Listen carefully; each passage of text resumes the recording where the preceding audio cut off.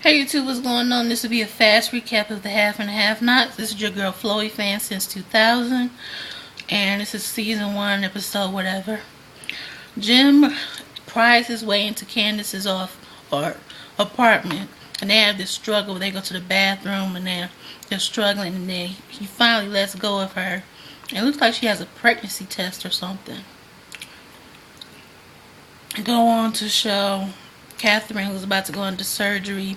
Hannah's right by her side. She's nervous. She's like, pray for me. And Hannah just reassures her that everything's going to be okay. She goes into her surgery and turns out she's fine. She comes back and Hannah tells her the surgery went well. She tries to call Veronica to see what is up with the case between, Benny and, Veronica. And Veronica, to me, was very snappy. She was just like, yes, dear, I'll call you. You don't have to call me. I don't like Veronica. Anyway, the guy who set Benny up comes today when it's like, your wife is getting very suspicious. He's nervous that she's going to uncover the truth. Wyatt and Jeffrey. Wyatt is seeing his girlfriend, and Jeffrey is getting so jealous. He throws a fit and tells her that she needs to go because she's going to have him getting high again. And of course he's like, what are you talking about? She's not going to have me high. I'm not going to fall off the wagon. So Jeffrey throws a fit, throws a little hissy tantrum, and ends up calling his mom, and it's like, Wyatt's tripping. He won't. His girlfriend's here. She won't leave. He's not following the rules. She comes and is like, what is the problem? Are you mad because he has a girlfriend, or are you covering because she knows he's gay? Come to find out, while he's asleep, he goes in there and gets in the bed with Wyatt. Of course, Wyatt doesn't know it. He and gets in the bed with him. He just looks at him and touches him. And I'm like, Wyatt looks good.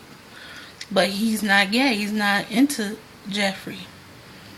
And he just climbs out of his bed before he wakes up, goes back on the couch and sleeps. And I'm thinking, that's freaky. Jeffrey is a freak.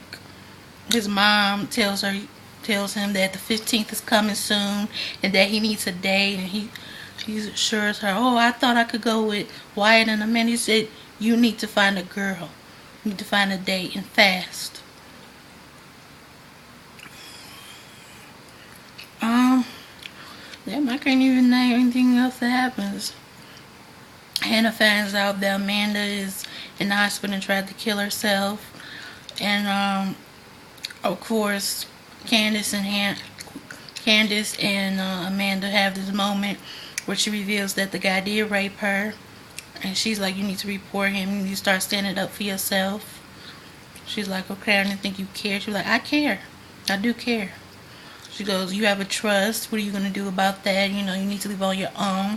Don't depend on your parents. She's like, my mom controls the money and everything, and pretty much I don't have control over it. She's like, well, you need to get control.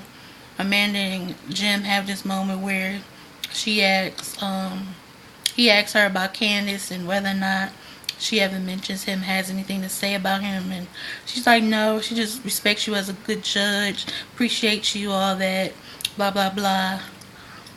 Benny refuses to tell Veronica who his sister is. I think he knows not to get Candace in any more trouble. I don't even think he knows that Candace and Veronica have met and don't even know, who each other are. And that was the have and the have. Not a lot happened.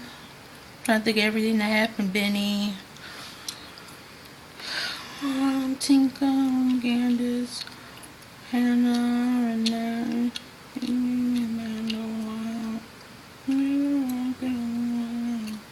Celine is continuing to be a hater. I don't like her. Anyway, Having to Have Nots is pretty good. You should check it out. Anyway, rate, comment, and subscribe. If I left anything out, leave that below.